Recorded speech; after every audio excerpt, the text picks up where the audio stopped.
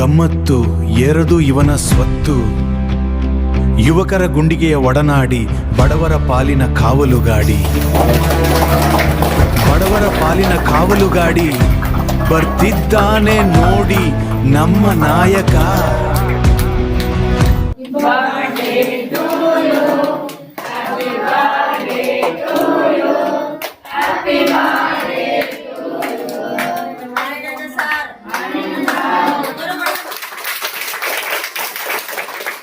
ಹುಟ್ಟುಹಬ್ಬದ ಸಂಭ್ರಮವನ್ನು ಮಾಡಲಿಲ್ಲ ಇವನು ಅಬ್ಬರದಿ. ಹೋದನು ನೇರ ದೇವರ ಮಕ್ಕಳ ಶಾಲೆಯ ಅಂಗಳದಿ. ಕೇಕ್ ಕತ್ತರಿಸಿ ಸಿಹಿಯನ್ನು ಹಂಚಿ ಅವರೊಟ್ಟಿಗೆ ಮಗುವಾಗಿ ಬೆರೆತಾನು. ಆ ಕಂದಮ್ಮಗಳ ನಗುವಿನಲ್ಲೇ ತನ್ನ ಜಗತ್ತನ್ನೇ ಕಂಡಾನು.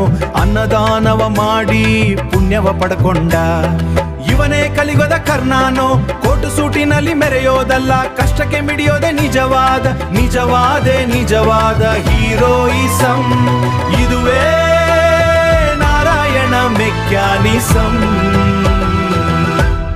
ಹೇ ಯುವಕರ ಕಣ್ಮಣಿ ಇವನೇ ನೋಡು, ಕರುನಾಡ ಮಣ್ಣಿನ ಕುವರ ನೋಡು. ಸಮಾಜ ಸೇವೆಗೆ ನಿಂತಾನೋ, ಪ್ರೀತಿ ಹಂಚೋಕೆ ಬಂದಾನೋ. ಹೆಸರು ನಾರಾಯಣ್, ಇವನು ಎಲ್ಲ ಹೃದಯದಲ್ಲಿ ನಂಬರ್ 1. ನಾರಾಯಣ ಹುಟ್ಟುಹಬ್ಬ ದಿವಸ ಬೇರೆ ಎಲ್ಲೆಲ್ಲೋ ಹೋಗಿ ಬರ್ತಡೇ ಮಾಡೋದ್ರಿಂದ ಏನು ಪ್ರಯೋಜನ ಇಲ್ಲ ಅಂದ್ಬಿಟ್ಟು ಇಲ್ಲಿ ಹಸಿದವರಿಗೆ ಊಟ ಹಾಕುವ ಮೂಲಕ ಒಂದು ಮಕ್ಕಳ ಜೊತೆ ಒಂದು ಸೆಲೆಬ್ರೇಷನ್ ಮಾಡೋಣ ಒಂದು ಒಳ್ಳೆ ಉದ್ದೇಶದಿಂದ ಇವತ್ತು ಈ ಆಶ್ರಮದಲ್ಲಿ ಬಂದು ಮಕ್ಕಳ ಜೊತೆಯಲ್ಲಿ ನಾರಾಯಣ ಅವರು ಬರ್ಡೇ ಸೆಲೆಬ್ರೇಟ್ ಮಾಡ್ಕೊಂಡಿದ್ದಾರೆ.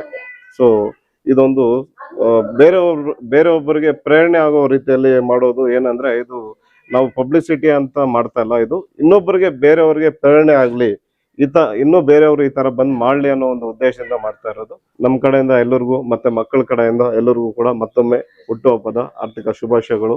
ಅಣ್ಣವರು ಇನ್ನೂ ಬೆಳಿಬೇಕು, ಮತ್ತೆ ಈ ತರ ಮಕ್ಕಳಿಗೆ ಮತ್ತೆ ಈಗಿನ ಪೀಳಿಗೆಯ ಯುವಕರಿಗೆ ಒಳ್ಳೆ ಒಂದು ಸ್ಫೂರ್ತಿದಾಯಕವಾಗಿ ನಿಲ್ಬೇಕು ಅನ್ನೋದು ನಮ್ಮೆಲ್ಲರ ಆಶೆ.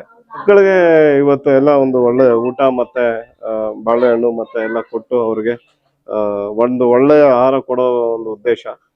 ಸೊ ಆಯಿಲ್ ಫುಡ್ ಇಲ್ದಿರ ಸ್ವಲ್ಪ ಒಳ್ಳೆ ಫುಡ್ ಕೊಡೋಣ ಅನ್ನೋ ಉದ್ದೇಶದಿಂದ ಎಲ್ಲ ಮಾಡ್ತಾ ಇರೋದು.